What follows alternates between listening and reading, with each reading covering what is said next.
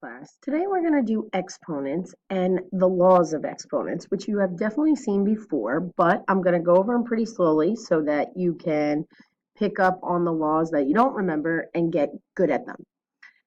What is an exponent? An exponent is the power. In this example, 3 is the exponent that tells you how many times to take b multiplied by itself. So this literally means b times b times b. B would be your base, 3 would be your power, and that is what an exponent is a power that tells us how many times to multiply the base by itself.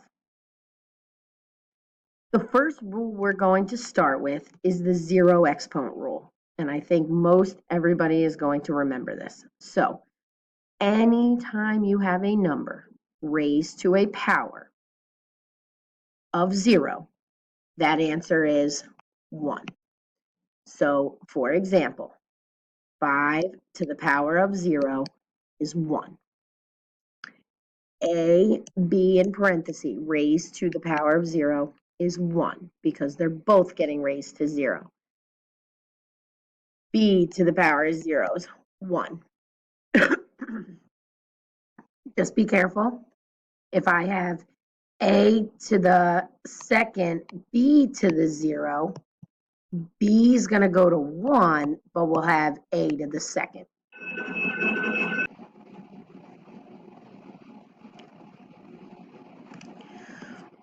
Our next law that we need to know is the multiplication law, and it says this: if base A is raised to any power m, and base A is raised to any power n, so for example, if I had A to the third times A to the fourth, what is that going to be? So obviously, most people would think either A to the 7 or A to the 12.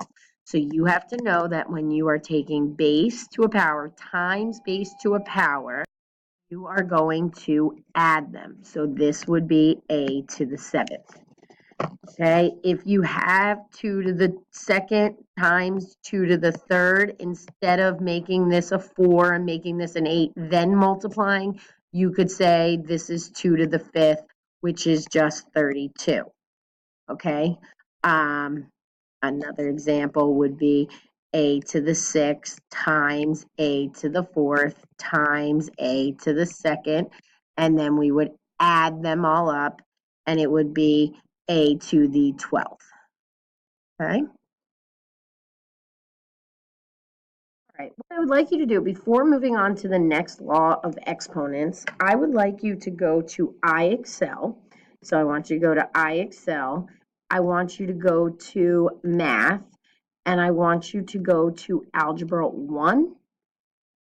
And if you go to Algebra 1 and you go down to the 4, I want you to practice multiplication with exponents. So I'd like you to practice this, and I'd like you to get a smart score of at least 70. Should be pretty easy. This is easy, and then move on back to the video. So please stop, go to iExcel, and try some problems now.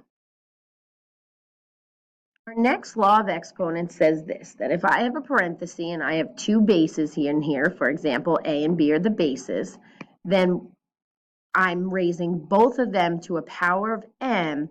What do I need to do? I actually need to distribute the m to both the A and the B. And here's another way to look at it. If you know that, all right, let's do this, AB raised to the power of 2 really means AB times AB. And from our last rule, this is 1 and this is 1. This is raised to the 1, this is 1. So really, when I multiply, A to the power of 1 times A to the power of 1 is A to the power of 2. And B to the 1 and B to the 1 is B to the 2. So really, it's just that you distribute. Please note there's no plus or minus sign in between them. So for example, A, B, C, all, and I could put a 3 here. At this point, it's easy to know this would be A to the third, B to the third, C to the third. So everything inside there has to get that variable. Okay, it would also be the same thing as saying ABC times ABC times ABC, which would give you A, and A, which is A to the third, B, which is B to the third, and C. Okay, and now we're going to go on to our next law of exponent. So our next law is what we call the power rule. And the reason we call this the power rule is because it's some base A to a power raised to a power. So an example of this would be A to the third raised to the third. So obviously, if you hopefully think about this, probably our answer is either A to the sixth or A to the ninth. And power to a power kind of means power squared. So what you're actually doing is multiplying them. So this would be A to the ninth. Okay, so let's look. Obviously, if A to the second raised to the second would just be A to the fourth, which isn't a great example because 4 you could add or multiply. But let's look at A to the second, B to the third, all raised to the third. Now you've got to realize that you are multiplying these. So it's A to the sixth and B to the ninth. What this does mean is A, B third, A to the second, B to the third, and A to the second, B to the third. And then we would go back to our first rule, which is 2 friends, 2 friends, 2 friends. He has 6 friends, 3 friends, 3 friends, 3 friends. They have 9 friends. So that's the way it kind of plays out to get you the answer.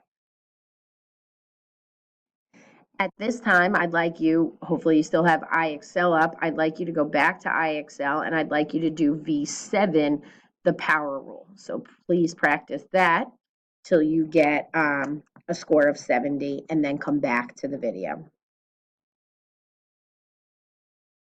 Okay, moving on to one of our other laws.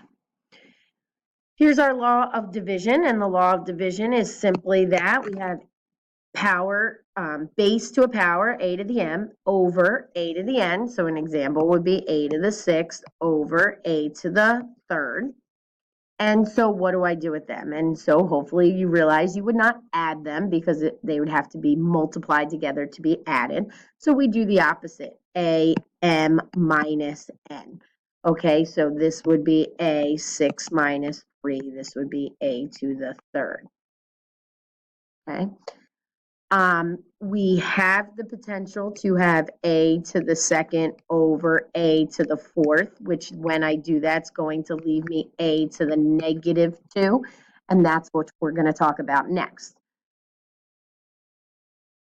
So before I have you do iExcel with division, I want to go over the law about negative exponents, and that's probably one of the laws you haven't seen in a while, or maybe not at all. So I'll explain that one from start to scratch.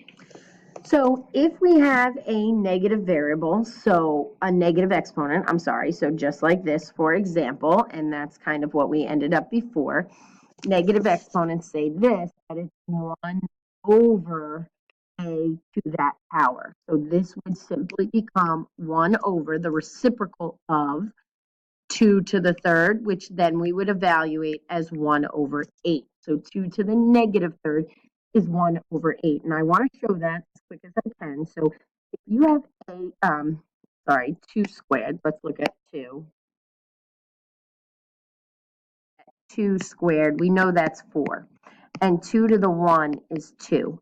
And we know that 2 to the 0, we learned that anything to the 0 is 1. What am I doing here, here, here? I'm taking 4 and I'm dividing it by 2 because I'm not, I could subtract, but then 2 minus 2 is not 1. So then I know my pattern is that I am dividing by 2. So if I have a to the negative 1, I'm taking 1 and dividing it by 2. If I have a to the negative 2, I'm taking 1/2 and dividing it by 2, which is the same as multiplying by 1/2, so it's 1/4. So a to the, I'm sorry, I changed those to a's, I apologize. I mean 2's. Okay, so if I have 2 to the negative 1 and 2 to the negative, that's 1/4. So if I have a to the negative 2, that is simply 1 over a squared. Okay. So what I'd like you to do in IXL, there's 2 sections on negatives and on division, but you have to do negative first because if your answer in division ends up being, division ends up being a negative, they're going to want that answer as 1 over 2. So that's how you have to put it in. So back here, I want you to practice negative exponents, V3, and then division with exponents, V5. And the last thing is I have 6 problems here. So if we just run through these and then I'll stop the video. Here are just some examples. You could kind of pick and choose which ones you're really good at first.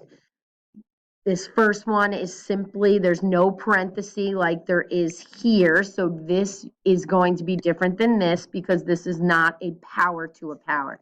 So if you can remember that power to a power means that we actually multiply, that's m to the 15th. Here is just simply the numbers 4 times 2, and then x has 2 friends, x has 4 friends, total x has 6 friends. Here is a distributive rule, so we have to take this 3 and give it to the 3, so that's 3 to the 3 cubed, and x to the power to a power 12.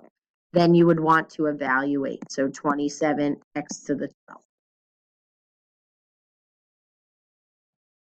Negative exponent simply means 1 over its reciprocal, so 1 over y to the 8th and nothing else I can do.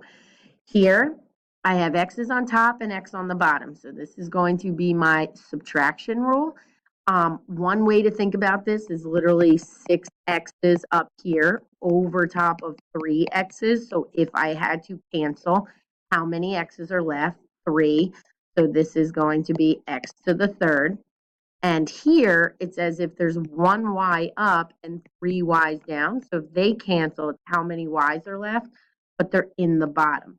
The other way is to take 6 minus 3, which is 3, and 1 minus 3, which is negative 2. And so it would be x to the 3rd, y to the negative 2, which means x to the 3rd and y goes to the bottom. And in number 6, we don't want to get mixed up that this 0 only goes to x. So that becomes 1, and 5 times 1 is 5. So that's an example of basically all our rules put together. We will obviously practice these a little more, but if you ever need a reference, this is a good video to go back and watch.